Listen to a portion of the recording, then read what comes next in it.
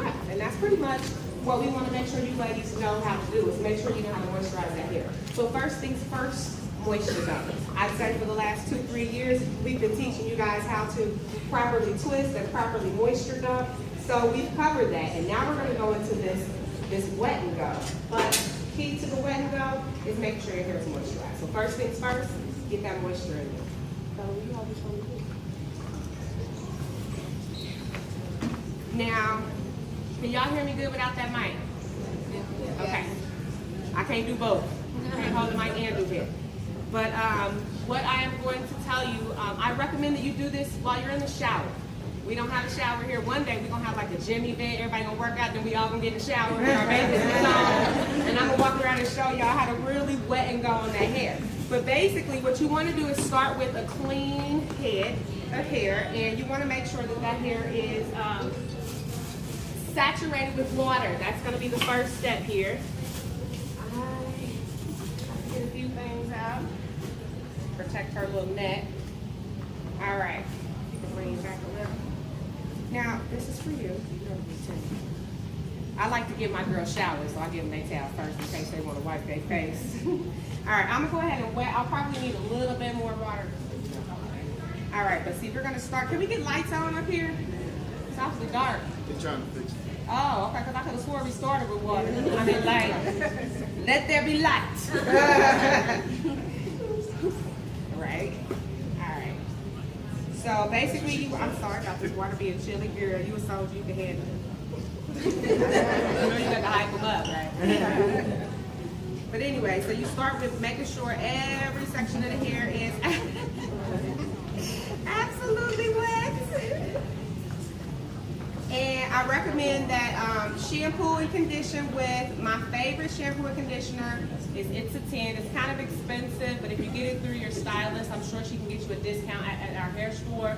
You can get it also from Kroger's. I recommend you find a stylist before you buy it off that counter, at that regular price. But it's a 10 shampoo and conditioner. It's great.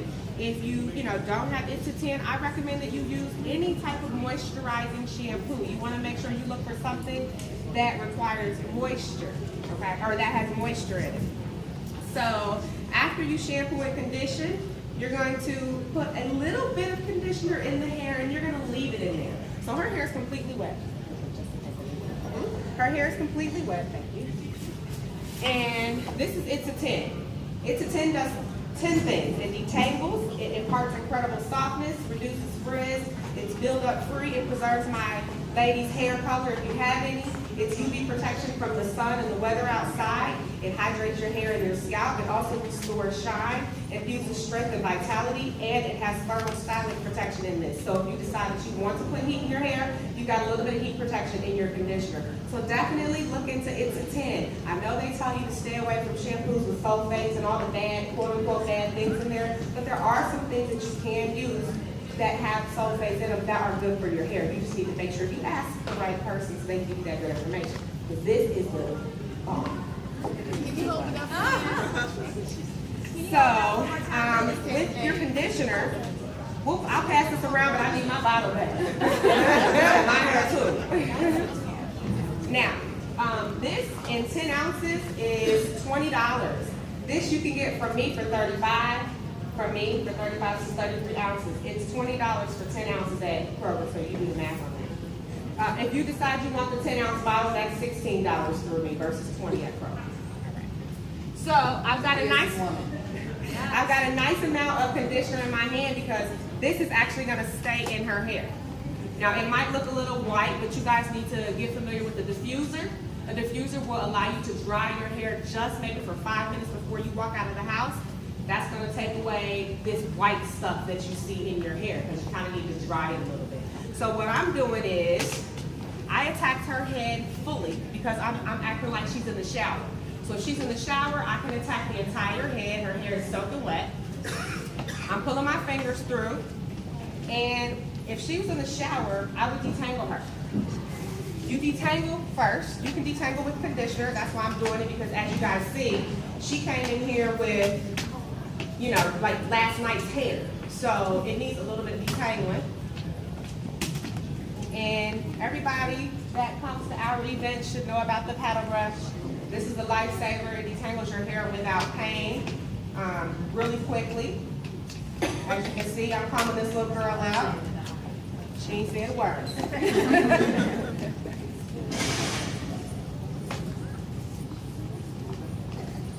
So make sure you are detangling the hair, either with the conditioner in for styling purposes or as you're, doing the shampoo and conditioner phase. All right, I'm coming up to this crown here.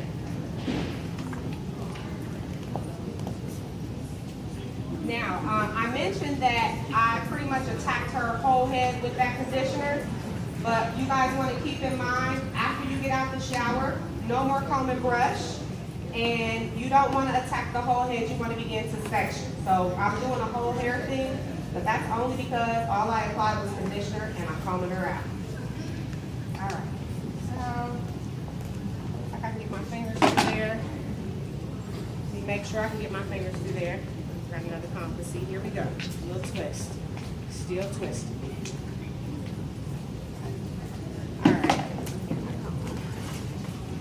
All right, so you take your big comb to make sure you got it all combed out. You can use rat tail if you're professional. I use rat tail. My clients are like, how's she about to do that? All right, so now you take your big comb, make sure you got all your little tangles out. If you find some, just go back, pick up your paddle brush, get right through it. But this hair is all combed out. So now I'm going to use a little bit more water because remember, when you jump out of the shower, immediately start doing your hair. It will begin to dry a little bit before you can get the product on there. So I would recommend put your towel on, get out the shower, start doing your hair. For those of you who do not have a diffuser, by the time you finish getting all your clothes on, getting your hair or getting your makeup on or whatever you do, that whiteness should have pretty much gone away. If not all the way, it will by the time you get to work, I'm hoping. But you can always like pat it a little bit, put a little bit more water in it. Okay.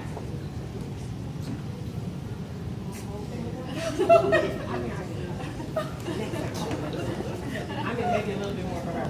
But, all right. A little bit more water just to re-wet her.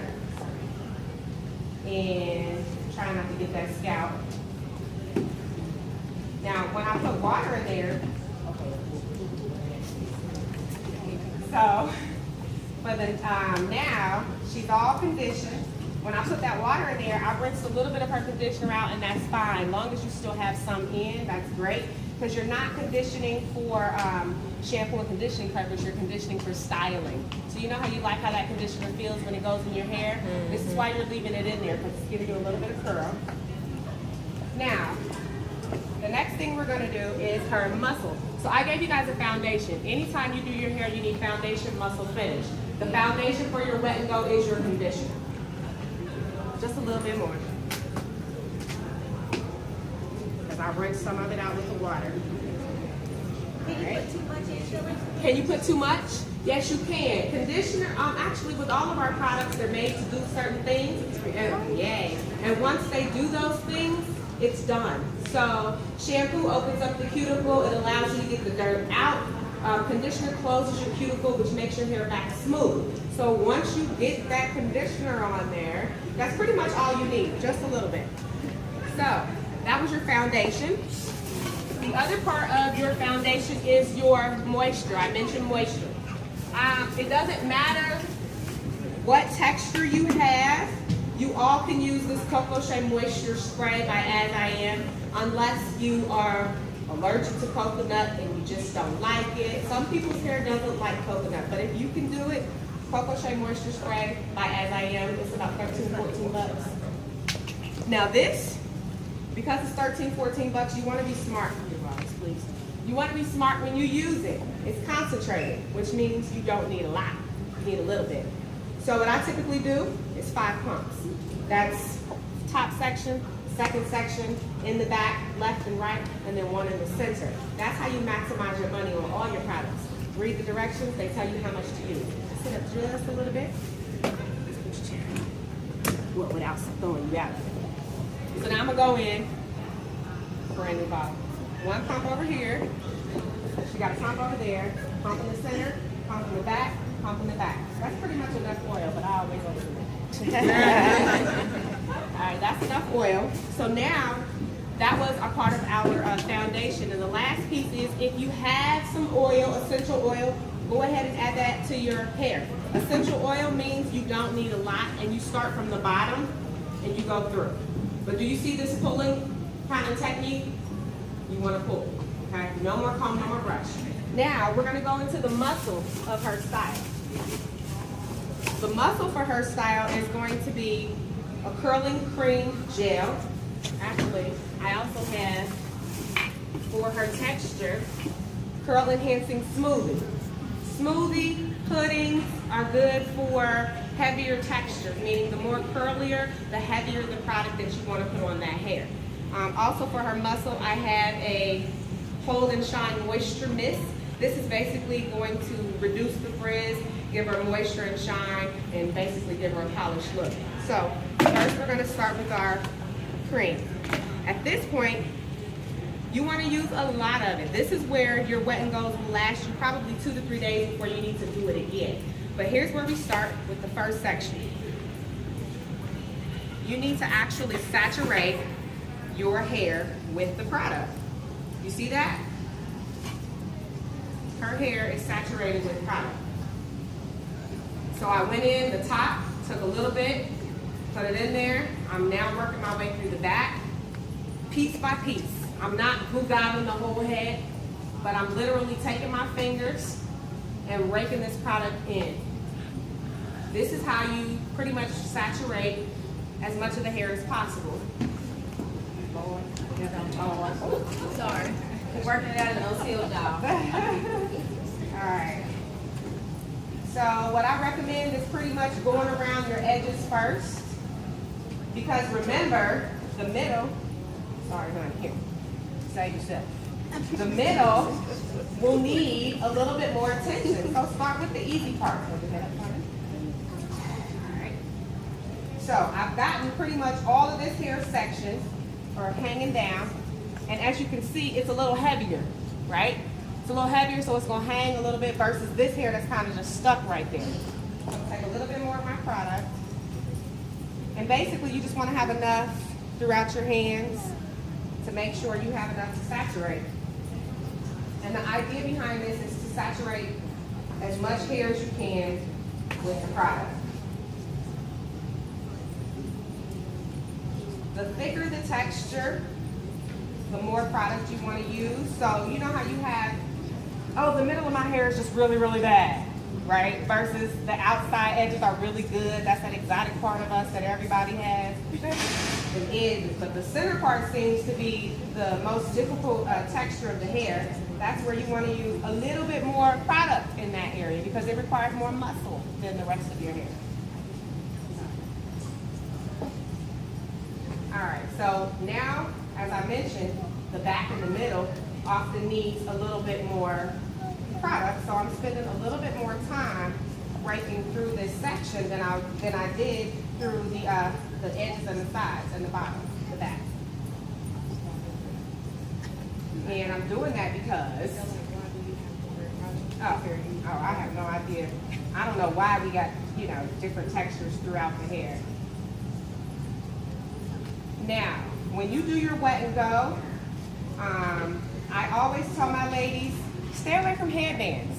Headbands make your hair come out around the edges. You can use the headband, but if that's your go-to everyday style, you will pay for it at some point in your hair life. So stay away from headbands if you can. Stay away from all hair ponytail holders. If you need to, I got this from Verna. If you need to pull your hair up in a bun like what yours is, Verna uses a shoestring, not the flat kind, but she uses the round kind of shoestring. You can adjust that bun as tight or as loose as you want, but it does not add as much tension as, say, something that's clamped already, sized for you. But that shoestring allows you some leverage in there. So, yes, she's looking a little white, but I mentioned all of that because a lot of times people don't necessarily want to wear their wet and go just out. they may want to do something to the front. So my recommendation, and I'm not done, I'm just getting her set for her wet and go. But in the midst of the wet and go, we've got to style the hair in the front some kind of way. So,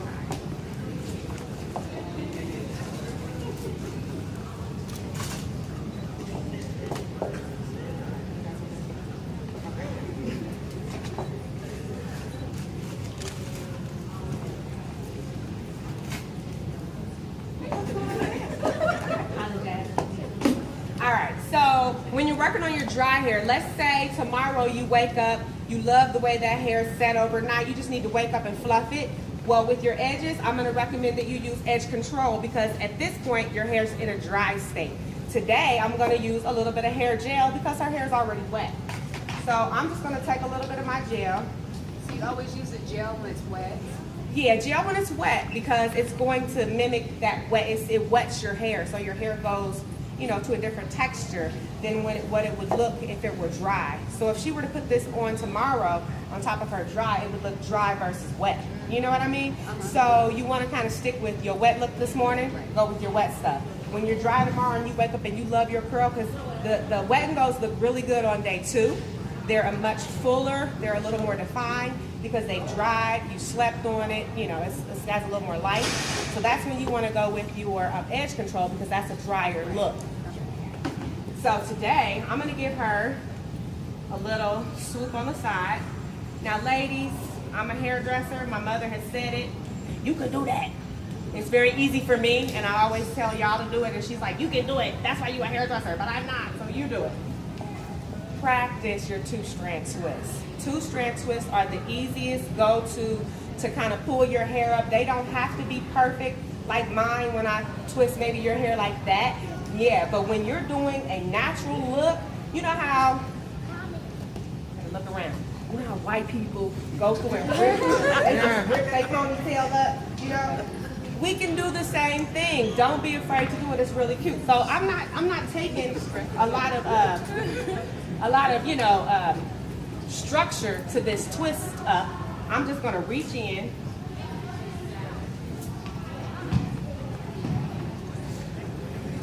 and eat some of this stuff.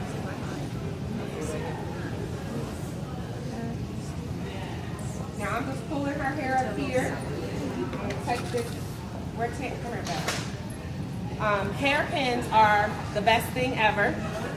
Not bobby pins, hairpins. Hairpins are the open-ended pins. The ones that you think, well, I'm gonna put that in there and it's just gonna fall out. That's what you need. It's not gonna fall out because there's a way to lock this in your hair. This will hold your hair with less tension. It does not pull, it does not rip, it does not break the hair. So what you wanna do is, if you can't see me, just think with me. You go in and lock. Got it? You go in and lock. So same thing on the other side. In, lock, or in and lock. You know what I mean? So I'm going in and I'm locking. Okay? And then when you do a twist, I recommend at least 2 to 3 pins. Crisscross them and then put one right through the center. So one went this way. I'm going to come back this way.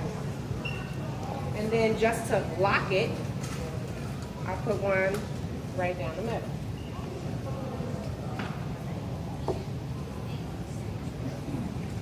All right, so that's that. Now I'm also going to slick this little piece up too because we can match and have balance because that's very important to this hairstyle. Once it starts drying, you don't want to have like too much hair on this side and not enough on that side. So pay attention to your balance.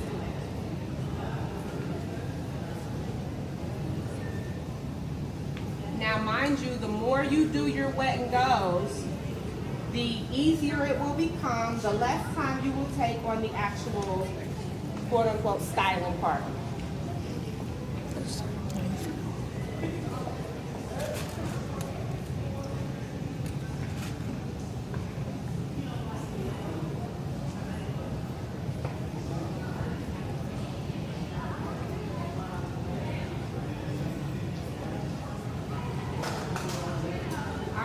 Now, for the most part, she's done. I just need to take my dryer, my diffuser, and diffuse her hair. I have a finishing touch, which would be my humidity protection hair sheen. I'm gonna take a little bit more, just to seal the front.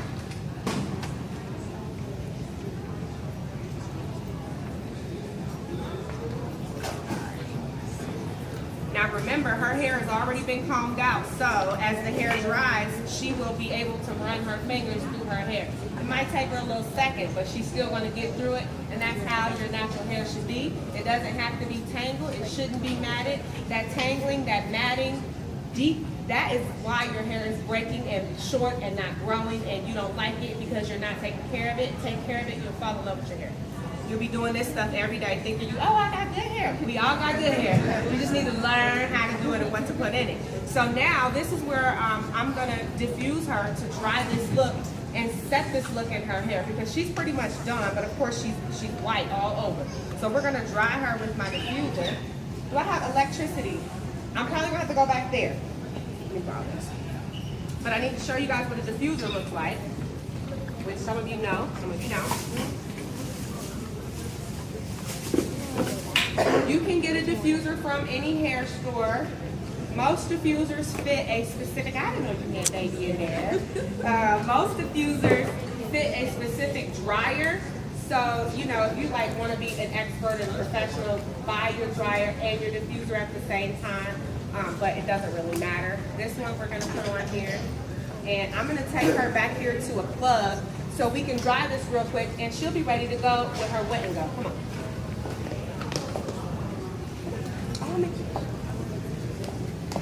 I blow fuses at home. We ain't blowing fuses up in here. I hate to bring about the food. Is there a plug over here? Here's one right here. Perfect.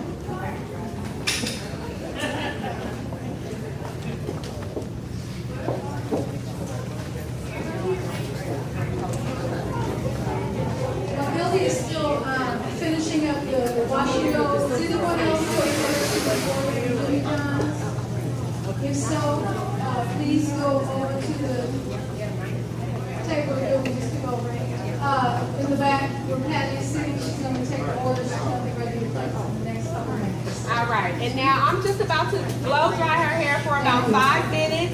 We want to take away the white.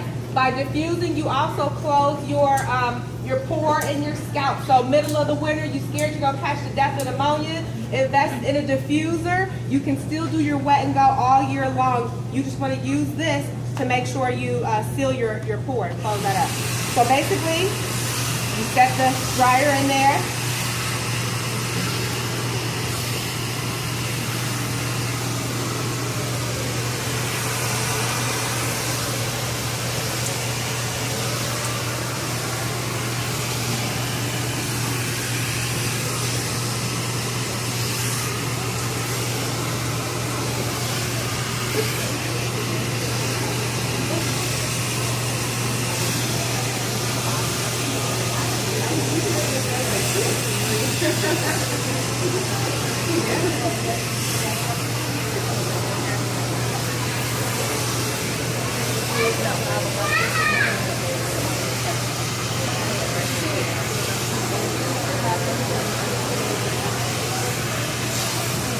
Now remember, 5 minutes. You need your full 5 minutes.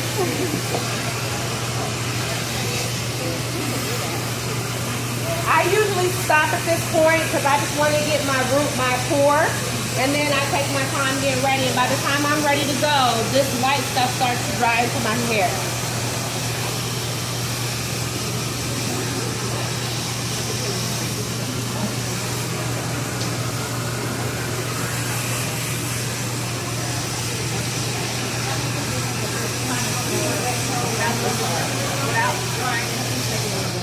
I'm sorry. You're fine. But is it possible to just wet and go without? Yeah. When I first went natural, I never diffused my hair, and I wet and go for like 2.5 years straight, all year long. But the key to that is starting your wet and goes in the summer. You start in the summer when the weather is hot. You get to walking out that door every morning, every single day. It gets a little easier, but it's going to get a little colder. Now, if you're on the bus or you're walking somewhere, might not be the best thing. But I was running literally from the house to the car to the building or wherever I was going. So if you can do that, do not be afraid to wet and go through the winter. But if you have some way to close your pore, because my mom swears that if she washes her hair and goes outside, she'll die tomorrow. So she don't do it. And I was like, try it, Mom, you'll be okay. But yeah, no, she don't believe me, so she don't do it. But so you want to diffuse. But as you can see, the white is going away already, and we were just about halfway through that. And she still has curls all throughout. You can see her curl formation, and that's basically what your wet and go does. It allows you to accentuate your natural curl without having to, you know, worry about it not lasting all day.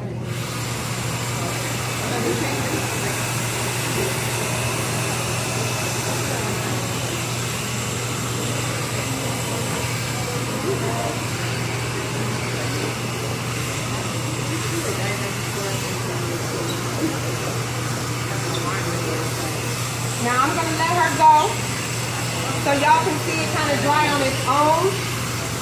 And trust me, it will. But I'm gonna let her go. And then the other texture I'm gonna do is Bella's, because believe it or not, some women have this kind of texture in hair and they don't think that they can do a wet and go either. So this is why we're gonna demo that other texture. This is someone like Terry. Terry with the pretty long curly hair here. Stand up for me, please.